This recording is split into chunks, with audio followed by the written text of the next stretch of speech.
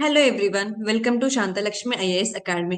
ఈ వీడియోలో ఇప్పుడు మనము కొత్తగా తెలంగాణ ప్రభుత్వం తీసుకొచ్చిన భూభారతి పోర్టల్ గురించి తెలుసుకుందాము. అసలు ఈ పోర్టల్ ఏ చట్టం ద్వారా తీసుకొచ్చారు, దానికి సంబంధించిన నిబంధనలు ఏంటి, అలాగే ఈ పోర్టల్లో ఏమేం సేవలు ఉంటాయి అనేవి కూడా పూర్తిగా చూద్దాము. అయితే ఈ చట్టాన్ని ఈ నెల 14వ తారీఖు 14th ఏప్రిల్ రోజున తెలంగాణ ప్రభుత్వము ఒక జియో 36 ద్వారా ఈ Telangana Bhubharati record of rights in land చట్టాన్ని తీ- చట్టం 2025ని తీసుకొని వచ్చారు. అలాగే 15th ఏప్రిల్ 2025 ఆ తర్వాతి రోజునే ఈ ప్రాజెక్ట్ ని, ఈ భూభారతి పోర్టల్ ని ఒక పైలట్ ప్రాజెక్ట్ లాగా ఒక 4 మండలాల్లో మాత్రమే రిలీజ్ చేశారు, అమలు చేస్తున్నారు. అవేవి మండలాలు అంటే మనకి ఖమ్మం జిల్లాలోని నేలకొండపల్లి మండలం, అలాగే కామారెడ్డిలోని లింగంపేట మండలం, అలాగే ములుగులోని వెంకటాపురం మండలం, నారాయణపేటలోని మద్దూరు మండలం. సో ఈ 4 మండలాల్లో ఫస్ట్ పైలట్ ప్రాజెక్ట్ లాగా ఈ భూభారతి చట్టాన్ని అమల్లోకి తీసుకొస్తున్నారు. అయితే మన తెలంగాణ ఆవిర్భావ దినోత్సవం అయిన సెకండ్ జూన్ 2025 నుంచి ఈ భూభారతి పోర్టల్ లేదా ఈ చట్టం అనేది మన తెలంగాణ రాష్ట్రం అంతటా కూడా అమలు చేయబడుతుంది.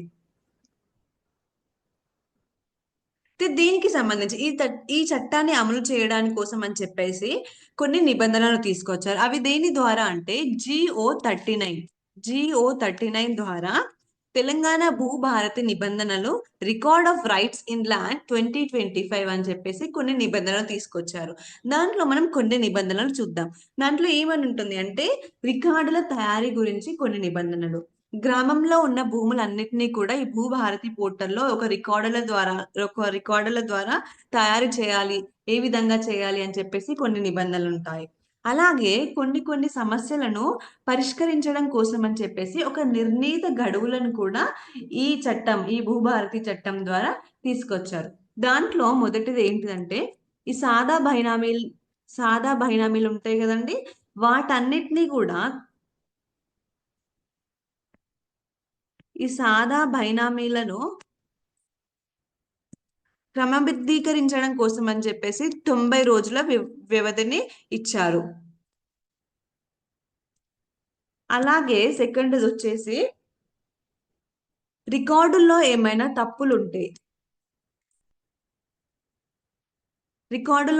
తప్పులుంటే అవన్నీ కూడా 60 రోజుల్లో పూర్తి చేయాలి, పరిష్కరించాలి అని చెప్పేసి 60 రోజుల గడువుని పెట్టారు.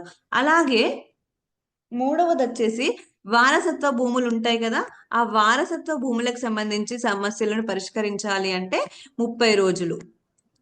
సో ఊరికే ఎప్పుడు పడితే అప్పుడు కాకుండా మనకి ఒక నిర్ణీత గడువును అనేది ఇచ్చారు. సాదా బైనామీలకు సంబంధించి 90 రోజుల్లో పూర్తి చేయాలి. అలాగే రికార్డుల్లో ఏమైనా తప్పొప్పులు ఉంటే భూభారతికి సంబంధించి 60 రోజుల్లో వాటిని సమస్యలను పరిష్కరించాలి.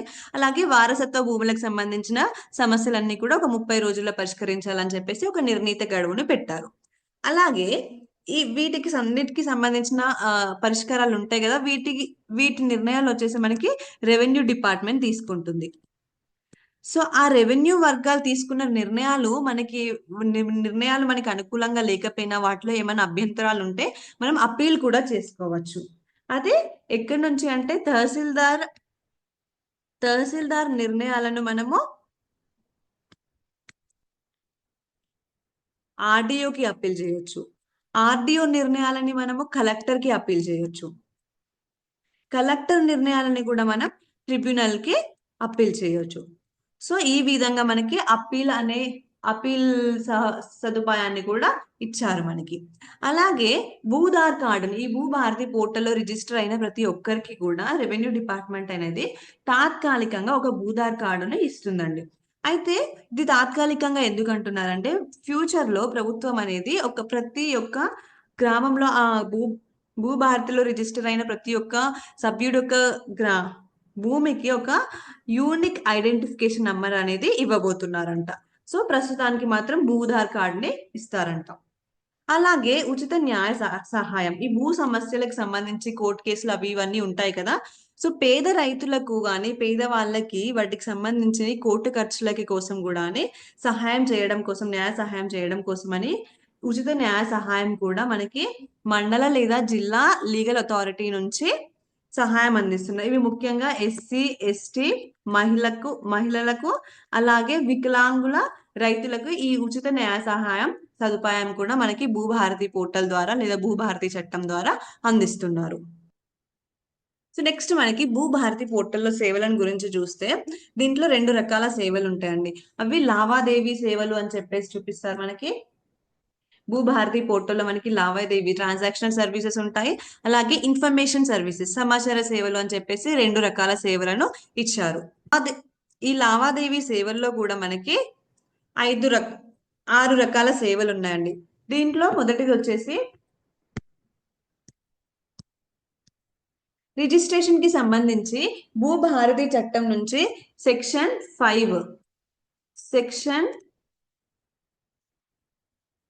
5 లో భూభారతి చట్టం యొక్క సెక్షన్ 5 లో ఏవేవైతే రిజిస్ట్రేషన్ కి సంబంధించిన డాక్యుమెంట్స్ కానీ ఏవేవైతే అప్లోడ్ చేయాలి అని ఉంటుందో అవన్నీ కూడా ఈ రిజిస్ట్రేషన్ యొక్క పోర్టల్లో ఉంటుంది. అలాగే సెకండ్ వచ్చేసి మ్యూటేషన్ సేవలు. దీని గురించి భూభారతి చట్టం యొక్క సెక్షన్ 7 లో ఏవైనా భూ సమస్యల పరిష్కారాలు వచ్చేసి దీంట్లో మనం చూసుకోవచ్చు. అలాగే సెక్షన్ 4 భూభారతి చట్టం యొక్క సెక్షన్ 4 నుంచి 6వ సవరణలు అన్ని కూడా ఇందులో ఉంటాయి. అలాగే ఇతర సేవలను కూడా అందిస్తున్నారు. ఏమేమి సేవలు అనేవి ఇందులో ఉంటాయి. అలాగా వ్యవసాయేతర భూములకు సంబంధించి నాలా అన్ని ఇందులో చూడొచ్చు. అలాగే మనం ఇందాక మాట్లాడుకున్నట్టు అపీల్ అండ్ రివిజన్ కి సంబంధించి కూడా ఇందులో మనము రిజిస్టర్ చేసుకొని అప్లోడ్ చేసుకోవడం లేదా వీటి నుంచి మనం సహాయం పొందొచ్చు. సో లావాదేవీ ట్రాన్సాక్షనల్ సర్వీసెస్ అనేవి 6 ఉన్నాయండి. దాంట్లో రిజిస్ట్రేషన్ సంబంధించినవి, మ్యూటేషన్ సేవలు, ఆర్ఓఆర్ సవరణలు, ఇతరుల సేవలు, నాలా సేవలు, అలాగే అపీల్ ఇంకా రివిజన్. నెక్స్ట్ వచ్చేసి మనకి సమాచార సేవలు. దీంట్లో 5 రకాల సేవలు ఉంటాయి. దాంట్లో వచ్చేసి భూముల మార్కెట్ విలువ, మన సర్వే నంబర్ ప్రకారము ఆ భూమి యొక్క మార్కెట్ విలువ ఎంత ఉంటుంది అనేది కూడా మనం సమాచారం తెలుసుకోవచ్చు. అలాగే గ్రామంలో ఉన్న సర్వే నంబర్లను బట్టి భూ వివరాలను కూడా చూసుకోవచ్చు. నిషేధిత భూములు, ఏవైతే వ్యవసాయ భూములు ఉన్నాయో లేక వ్యవసాయేతర భూములు ఉన్నాయో, నిషేధిత భూములు ఏంటి గ్రామంలో అనేవి అన్ని కూడా ఈ నిషేధిత భూముల యొక్క దీంట్లో ఉంటుంది. అలాగే ఇన్కమ్ రెంట్ సర్టిఫికేట్ గురించి, రిజిస్టర్డ్ దస్తావేజుల వివరాలు అన్నిటి కూడా మనం ఈ సమాచార సేవల నుంచి మనం అన్ని కూడా ఈ ఇన్ఫర్మేషన్ ని తీసుకోవచ్చండి. సో ఇదండి తెలంగాణ ప్రభుత్వం తీసుకొచ్చిన భూభారతి చట్టం.